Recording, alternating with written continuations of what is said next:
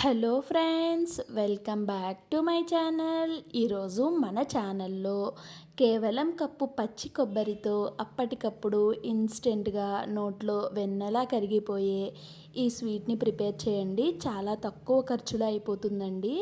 అంతేకాకుండా అప్పటికప్పుడు నిమిషాల్లో ప్రిపేర్ చేసుకోవచ్చు. నోట్లో వెన్నెలా కరిగిపోతుంది. మరి ఈజీగా సింపుల్గా ప్రిపేర్ చేసుకునే ఈ స్వీట్ రెసిపీని ఎలా ప్రిపేర్ చేసుకోవాలో ఫుల్గా వీడియోని ఎక్కడ స్కిప్ చేయకుండా చూసేయండి, మీకే అర్థమవుతుంది. దానికోసం నేను ఇక్కడ ఒక పచ్చి కొబ్బరినైతే తీసుకున్నానండి. నేను ఫుల్ కాయని తీసుకున్నాను. మీరు కావాలనుకుంటే హాఫ్ చెక్కతో కూడా చేసుకోవచ్చు. ఈ కొబ్బరి మరీ ముదరిది అలా అని మరీ లేతది కాకుండా మీడియంగా ఉన్న కొబ్బరిని అయితే తీసుకోవాలండి. శుభ్రంగా వాష్ చేసేసి చిన్న చిన్న పీసెస్గా కట్ చేసుకొని ఒక మిక్సీ జార్ తీసుకొని మిక్సీ జార్లోకి ఈ పచ్చి కొబ్బరి అంతటిని వేసేసుకుంటున్నాను. వేసుకున్న దాన్ని మూత పెట్టి మెత్తగా మిక్సీ చేసుకోవాలి. అక్కడక్కడ చిన్న చిన్నగా ఉన్నా కూడా ఇబ్బంది ఏం లేదండి. ఇలాగా మిక్సీ పట్టుకున్న తర్వాత స్టవ్ వెలిగించి ఒక పాన్ పెట్టుకుంటున్నాను. పాన్ పెట్టుకొని ఒక చిన్న కప్పుతో ఒక కప్పు సూజీ రవ్వ అండి, దీన్నే ఉప్మా రవ్వ, బొంబాయి రవ్వ అని కూడా అంటారు. ఈ రవ్వని బాగా ఫ్రై చేసుకోవాలి. సిమ్ ఫ్లేమ్లో పెట్టి ఫ్రై చేసిన తర్వాత పక్కకి తీస్తానండి. ఇక్కడ నేను ఒక కప్పు మెజర్మెంట్తో ఒక 2 కప్పుల పాలు వేస్తున్నాను. ఈ పాలు కరెక్ట్గా 1/2 లీటర్ పాలు అయితే ఉంటాయండి. 1/2 లీటర్ పాలు వేసుకున్నాను. పాలు ఒక పొంగు ఇలా వచ్చి మరుగుతూ ఉన్నప్పుడు ముందుగా మిక్సీ పట్టుకున్న పచ్చి కొబ్బరి ఉంది కదా, దాన్ని అంతటిని వేసేసుకోవాలి.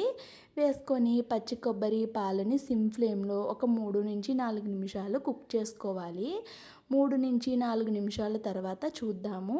చూడండి, కొంచెం అయితే దగ్గరికి పడిందండి. మరీ దగ్గరికి కాకుండా ఇలా అయిన తర్వాత ముందుగా ఫ్రై చేసి పక్కన పెట్టుకున్న సూజీ రవ్వనైతే కొంచెం కొంచెంగా వేసుకుంటూ ఎక్కడా కూడా ఉండలు కట్టకుండా మ్యాష్ చేసుకుంటూ దీన్నైతే కలుపుకోవాలండి. చూడండి, వీడియోలో నేను చూపించిన విధంగా గరిటిని ఇలా అనుకుంటూ మ్యాష్ చేసుకోండి. అప్పుడు ఎక్కడా కూడా ఉండలు కట్టుకుంటా మొత్తం అంతా ఈవెన్గా కుక్ అవుతుంది. చూడండి, మనం కుక్ చేసుకునే విధానంలోనే ఇవైతే వస్తాయండి. బాగా కుక్ చేయలేనట్టయితే ఆయిల్లో డీప్ ఫ్రై చేసినప్పుడు విడిపోతాయి. కాబట్టి సిమ్ ఫ్లేమ్లో పెట్టుకొని నిదానంగా కుక్ చేసుకోవాలి. ఫైనల్గా కొంచెం నెయ్యి వేసి ఇలా పాన్ నుంచి సపరేట్ అవుతున్నప్పుడు దాన్ని పక్కన పెట్టేసుకోవాలి. ఇప్పుడు అదే స్టవ్ పైన ఒక కప్పు పంచదార వేసుకున్నాను. ఒక కప్పు పంచదారకి ఒక కప్పు వాటర్ అయితే వేసుకున్నానండి. ఇక్కడ ఒక పంచదార అనేది నేను కొంచెం తక్కువగానే తీసుకుంటున్నాను. పచ్చి కొబ్బరిలో స్వీట్ అనేది ఉంటుంది కాబట్టి నేను తక్కువ తీసుకున్నాను.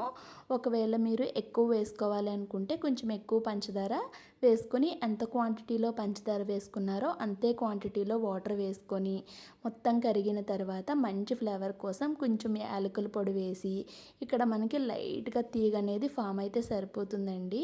పంచదార పాకాన్ని స్టవ్ ఆఫ్ చేసి పక్కన పెట్టేసుకున్నాను.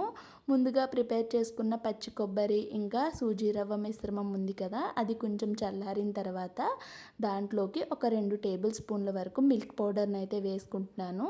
ఒకవేళ మీ దగ్గర మిల్క్ పౌడర్ అవైలబుల్గా లేదు అనుకునే వాళ్ళు మైదానైనా వేసుకోవచ్చండి. గోధుమ పిండిని అయితే వేసుకోకండి, కలర్ చేంజ్ అయిపోతుంది. మైదా పిండి కానీ మిల్క్ పౌడర్ కానీ వేసుకోవాలి. వేసుకున్న తర్వాత చేతికి ఆయిల్ అప్లై చేసుకొని అప్పుడు మనం ఇలాగా పిండిని ముద్దల్లా చేసుకొని ఇలాగా కొంచెం కోవా టైప్లో అయితే ఒత్తుకోవాలి. ఒకవేళ మీరు ఇలా వద్దు అనుకుంటే రౌండ్ బాల్స్లా కూడా ప్రిపేర్ చేసుకోవచ్చండి. మీకు ఎలా కావాలి అనుకుంటే అలా ప్రిపేర్ చేసుకోవచ్చు. చేసుకొని దాన్ని పక్కన ప్లేట్లో పెట్టేసుకున్నాను. అది ఒత్తుకునేటప్పుడు ఎక్కడా కూడా క్రాక్స్ లేకుండా నీట్గా చేసుకోండి, అప్పుడు బాగా వస్తాయి. చూడండి, ఇక్కడ ఇదే ప్రాసెస్లో మొత్తం అన్నిటిని కూడా ప్రిపేర్ చేసేసుకున్నాను. ప్రిపేర్ చేసేసుకున్న వాటిని చూడండి ఈ మాత్రం మందంలో ఉంటే సరిపోతుంది.